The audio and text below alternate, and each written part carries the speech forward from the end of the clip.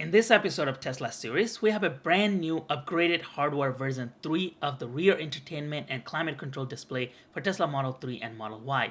In addition to climate and seat heating control for the rear passengers, this display supports wireless headphones, gaming controllers, ton of entertainment options, support front passenger seat control for both position and recline, and comes with a Tesla-like over-the-air software update. What is going on, everyone? Today we have this rear entertainment and climate control display version 3. If you remember a couple of months ago, I introduced this version 1 of this rear entertainment display where it worked great.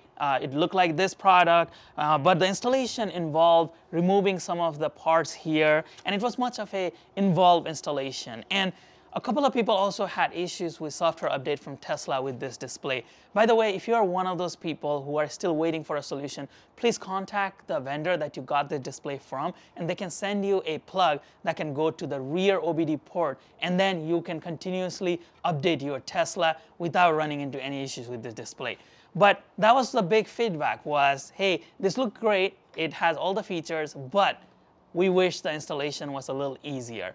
So the version 2 of the display then came out, which had all that incorporated, where the installation was much easier, where it was a plug and play. It took less than 15 minutes to install, but it still had some issues. One of the major issues was that it didn't have Bluetooth connectivity for headphones, or it didn't have Bluetooth connectivity for gaming controllers. So that was the feedback we received for that. Then finally, this is the version 3. This has plug and play installation. So if you see right here, it has this air vent already installed. You don't have to do anything. It takes less than 15 minutes to install. And this has the Bluetooth connectivity. You can connect your Xbox controller. You can also connect your Bluetooth headphones. This incorporates all the feedback we have received so far on the previous versions of the display. And this is a much better display. This also has seat adjustment for the front passenger that we saw on the smaller display that we installed. So this display has it all. Let's install it today. As I said, it's a pretty quick installation. And then we're going to take it on a ride. I'm going to show you what this display offers. And then I'm going to share my honest opinion about this product. So as far as the product packaging goes, this is everything it comes with. Here is the installation guide, which I'm going to show you how to do that. And then this is the display itself. So if you look at it, it is very much integrated. It has this chrome finish right here. It matches more of that Model S and X refresh with that rear screen here. It has 2 USB-C ports, and if you want USB-A, don't worry. They send you a little adapter with the kit. And then if we look at it in the back, the air vent is already installed here. So we don't have to go through removal, any of that. We can just remove our existing system and then just swap it with this one, much like that version 2. And then there's just this single cable that we have to install, and that cable is right here. So this is the harness, and if you take a look at it, this is very, we have done this multiple times. This goes on that rear OBD2 port in the bottom, and then the cable that is coming out of here, this one connects to this. So we're gonna make that connection right here, and then this goes and connects to the seat button. So there's that seat connection that we're gonna have to connect on the front passenger seat, and that's where it connects. And if you don't want this display to do anything to the front seat, if you don't want it to control, then you don't even have to do this step. You can just leave it as is, and that's it. So it comes with that, and then they send you a pry tool to remove that bottom component. And then right here is your USB C to USB-A. So if you don't want the USB-C here, you can plug this in right here, and then this becomes a USB-A output. But this looks much more integrated. It doesn't look like it's out of place. So let's go ahead and get it started. So what you're going to do is you're going to take your pry tool and pry this panel, this bottom panel out. And if you have never done this, like this is a brand new car, it might take you a little while to pry this out because these clips are pretty tight in the first time.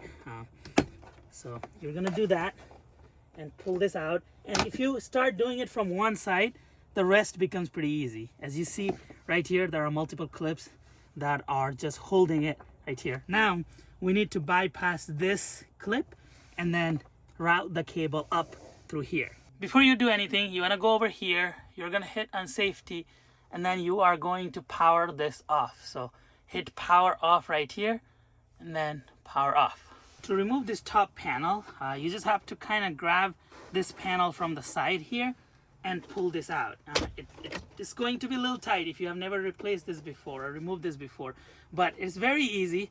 This clips are just holding this panel in place here, so it's not a difficult process. Just apply some pressure and then it will just come right out. Next thing we're gonna do is we are going to be removing this clip right here. This is the one that is powering this USB-C in the front. So all you have to do is lift up on this clip and then push this down. So this should come right out. Shouldn't require much force. Again, this is the first time we're doing it in this brand new car, and as you saw, it wasn't very difficult. So you remove that and then you can just leave this cable right here. Now we are going to install the new screen here and then route the cable from the bottom. Now what you could do is install this and route the cable from here, the plug from the bottom, take this new connector and then route it from here to up. But if you take a look at it here, I tried doing that and then my clip is stuck. So if you don't want to take that shortcut, which you can probably get it to work if you push it from here, there are plenty of other spaces. I should have probably gone from here, but I decided to go from right in the middle and my clip is again stuck. So what you can do is we can remove these two screws and then remove this panel. That makes the installation a lot easier. So let's do that now. So Torx 20 and we just remove this. So to remove this panel, you are gonna start from this side because it unhooks this way, and then you are going to pull it from this side. There's a clip on here that we're gonna pull this way. So to get started, just start pulling from this edge right in the bottom, and as you saw, it came out. Do the same thing on the other side. Start pulling from the bottom and this panel just comes right out. Now we can easily route this cable and we have a little bit more space to work with here. So what we're gonna do is we are going to bypass this whole cable and install this new cable right here. We're gonna daisy chain with the existing Tesla cable. Now to remove this blue plug, what you have to do is pinch on this very middle part right here, and while pinching it down, you can pull this plug out. And then what you're gonna do is take the new harness that came with this plug, it's the exact same plug, and you're going to plug this male end here and then the female end here. I like starting with this female end of the new plug first because it is a lot easier that way. So we would just insert this and then you'll hear a click. Then you're going to take this male part and install it right here. And you'll hear a click as well. So this whole connection is now complete.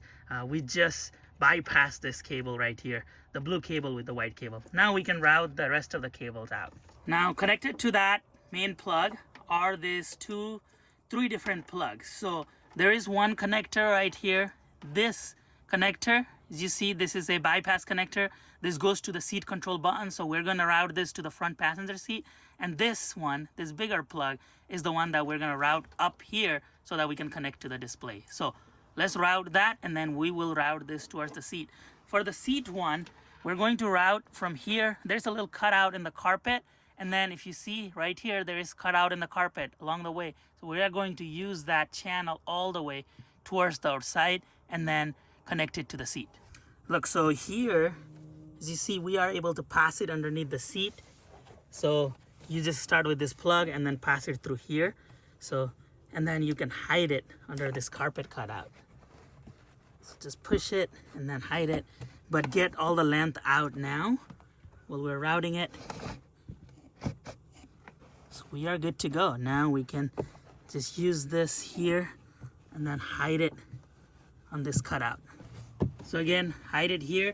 You can also use a pry tool to further hide this cable. Then go under this air vent panel and then continuously hide the cable to route it to the other side. Here's the cable that we fished from inside, and you just have to work a little bit here, work around some of these plugs, and you can get this plug from this opening right here. So you could do that. You just have to make sure that everything is aligned and you're not, once this is all done, you want to make sure all this pistons and everything, you're not interfering with any of that by going through the inside. But The inside route is much cleaner, and you want to make sure that you have enough slack so that when the seat is pushed all the way front, so right now this is the maximum it will go, you have the cable with the inadequate slack here. There are two ways of accessing this plug. You could just move this seat a little bit here, and you can, or there is a screw right here if we wanted to tap into that screw. So both methods are shown here. You could either go through here, or let me show you how to open that screw. So what we did here was we just simply pulled this plug out from that opening, and now we are going to plug this female end of the new harness to the male end of this plug, and then we're going to, so after you do this, so it should click in place, so which it did. Now we're going to plug this male in exactly like how this purple and red wires were. We're going to plug it in here on this plug. What you want to do is, if you see this pin side, you want to face this towards the left. So you want to face this little notch here towards the right, and then align it to the hole, and then you're going to push it in. Space is very tight here. We made that plug, and then the other ones, the yellow ones, are the bypass plugged, and then the new harness is connected now. Here's the second method of connecting that same cable. The screw sits directly under the seat at a tight space. It's harder to remove the screw than it looks in the camera. I'm going to link a tool down below that is very small ratchet Torx wrench, and it has been a lifesaver for many of these tiny installations. This requires a Torx 20 screw. Even with this small wrench, this is hard to see. Make sure the seat is lifted all the way up for the installation. After you remove the screw, you can just pull this plastic piece from the edge, and you can just reach the seat control plug. We're just going to bypass the original Tesla connection with this new plug. You can simply pull on the connector and it will come out. Please do not pull on the cable. You need to reach the actual plug and pull it out. Space is again very tight. Then insert the male end of the Tesla plug into the female end of the new adapter. Then take the male end of the new adapter and plug it into the seat adjustment female port. Now what we're going to do is we just have this one plug routed. So for Model 3, you don't have to worry about this original OEM USB-C or USB-A interface, and you can just leave that aside and don't plug it to anything. You can even put some electrical tape to cap that. For Model Y, it is very critical that you use this little device that is sent by Hansho that connects the circuit. Basically, if this USB-C plug is not plugged to anything, then all the other equipment that uses a 12-volt system on your front, including the wireless charger or other system, might not operate accordingly. You take this new plug, you align this notch with this notch, and then you push it in. And that's it. Now this starts working. As you saw, this powered on. Hansho sign is there. Now we can go ahead and start putting all these panels back in. While you are watching this video, I would greatly appreciate it if you could please take a quick moment and make sure you are subscribed to the channel and give this video a thumbs up. Any interaction with our video, that means liking, subscribing, commenting, help us rank higher in YouTube's algorithm, and return allows us to bring more videos like this on a regular basis. Thank you very much. We really appreciate it. We can align that. Again, just make sure this is out and visible so that we can put this in and align this in. So that's how we're gonna do. Everything is aligned. Now push this and push this in. So this is good to go now. And if you had removed these screws, don't forget to put that in as well. There are two of this Torx 20 screws that we removed. Once you have identified everything, make sure when you put the cover, nothing is gonna be pulling on this harness here, especially the Tesla wires. You wanna preserve all of those.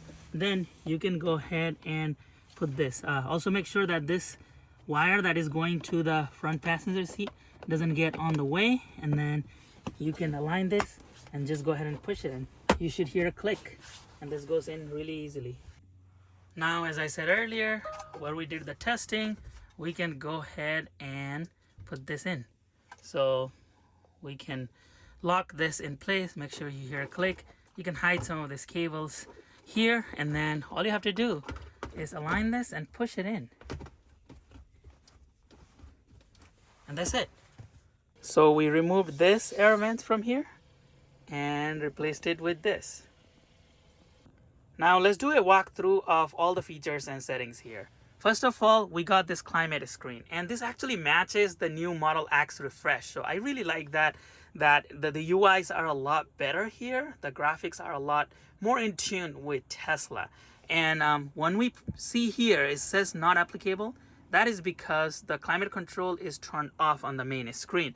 And you could toggle this. It's just a UI. It doesn't do anything. The fan doesn't turn on. So to remove that NA, you first need to make sure that the climate control is on your Tesla. So when the climate control is on, then when we come back, you see the temperature listed right here. So then you can go through the temperature settings here. So you can toggle this to higher, lower. This is pretty similar to what we saw on the other screens.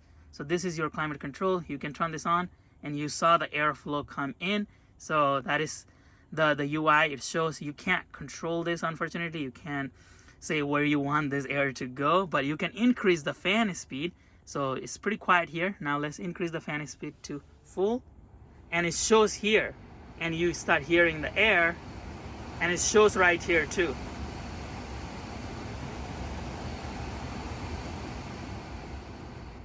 Then the fan speed went down with that setting, and you didn't hear as much airflow come out. And you can turn this off, and it turns off in the back, but the front is still on. You have to manually turn that one off in the front. Now the next icon here is the seat heater. I really like this UI. This actually matches the Tesla's UI. So you can turn this off and on. You can do multiple seat heater. As you can see, they can't control the front seat heater from here, so that is good. And if you want to close all seat heaters, you can just do all close, and they're all off. Now another thing is the chair control. If you see right here, it says chair control. And how this works is, remember we installed that cable over there in the front?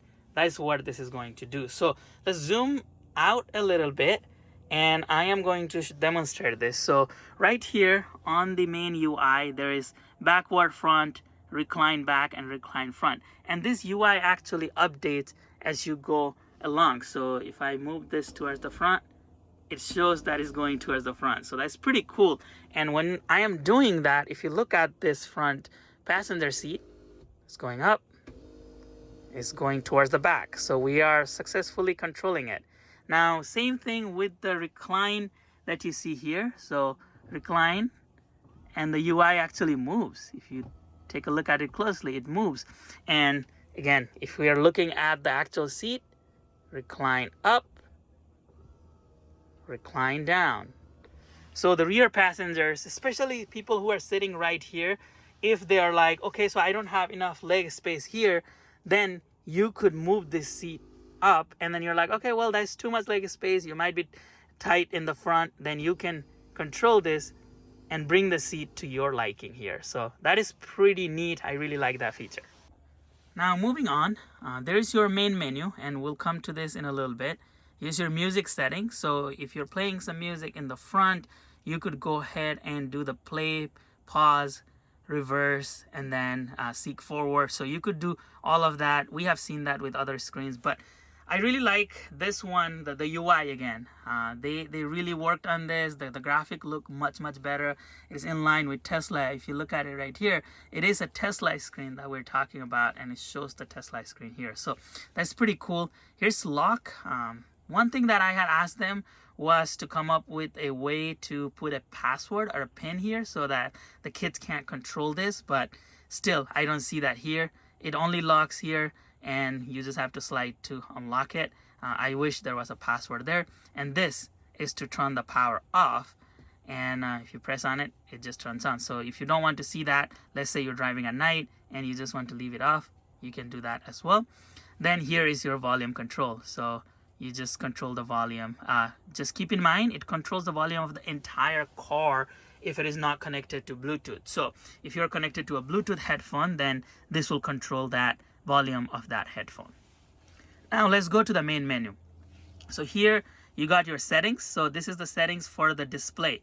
You can change the language now. You can change the time.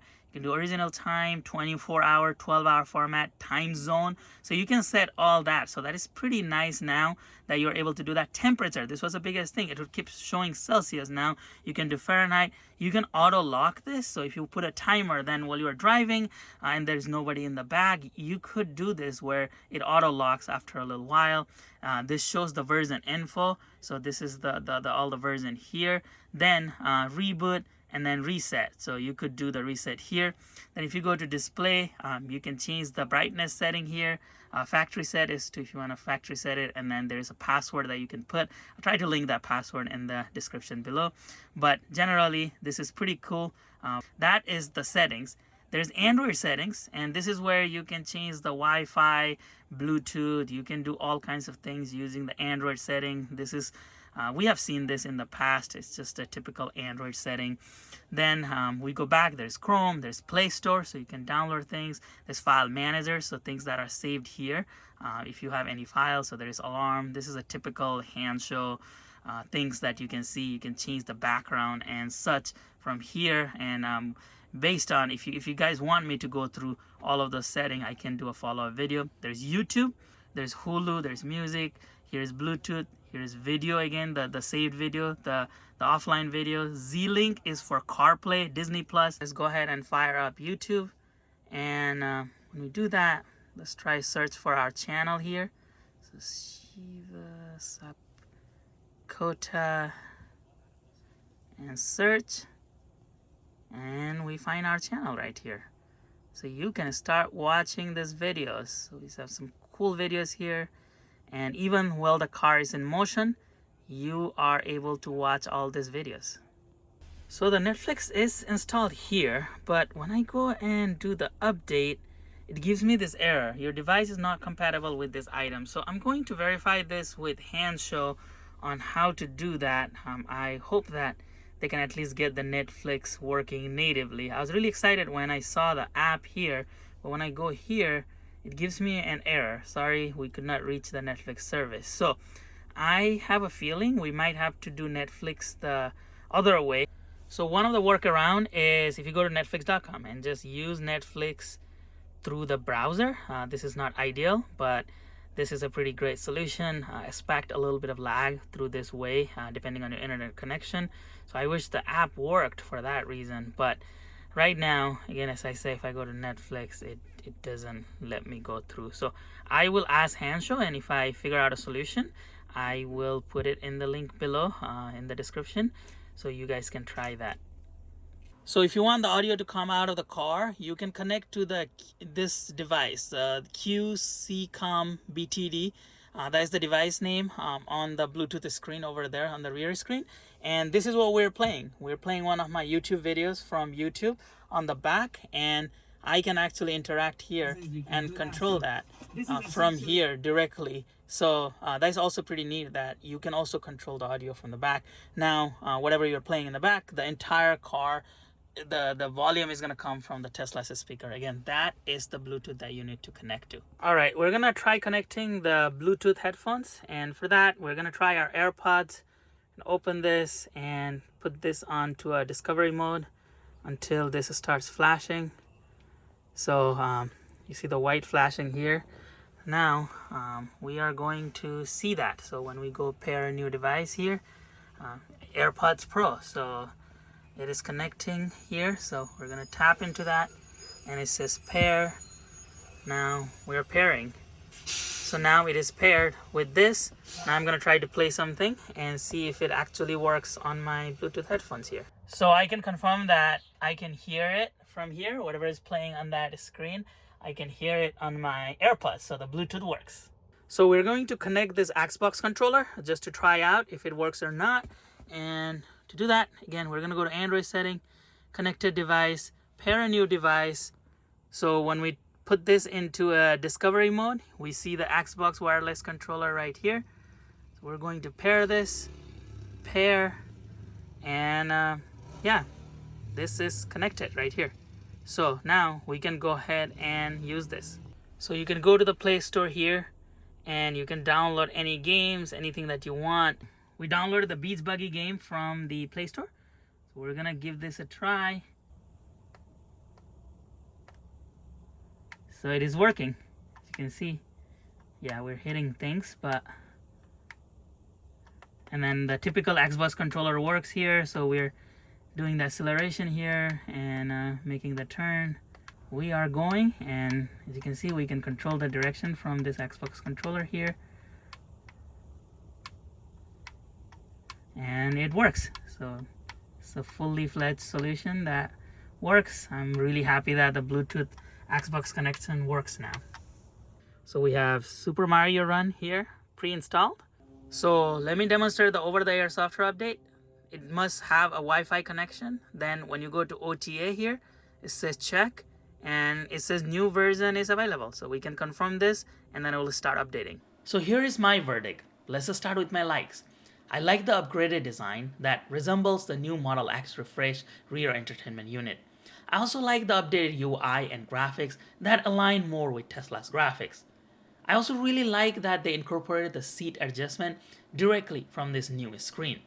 This new display works flawlessly with wireless headphones and gaming controllers, unlike the version 2 of the display. The App Store seems more stable and comes with more options for apps. I also like the adjustment of various parameters such as time, temperature, and other parameters that weren't available on the version 2 of this display. I like the rear OBD installation of this display as it prevents complicated front OBD installation like the version 1, and you can also ensure that the Tesla software update keep rolling on your car. Finally, I like the over-the-air software upgrade like the other versions that we have seen from Hansho. Here are some feedback for Hansho for future development. Even though the updated graphics and UI are much better, it still doesn't fully match Tesla's graphics. Even though you can hardly see it, there's a minor color mismatch between the display bracket and the rear console. I don't know if I'm the only one having issues with Netflix, but please fix the Netflix issue so that Netflix natively works on all these displays. Finally, I think the air vent is a bit too small for rear passengers. I get it that the airflow is strong and might not be a problematic for most people, but some people are definitely going to notice it in the back.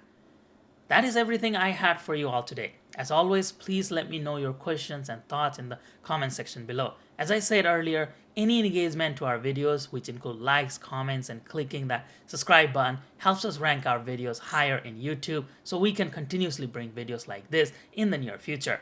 Thank you for your time. Thank you for your continued support. We have a lot of Tesla accessories to review here soon, so please stay tuned for all those videos in the near future. Thank you very much. I'll be back.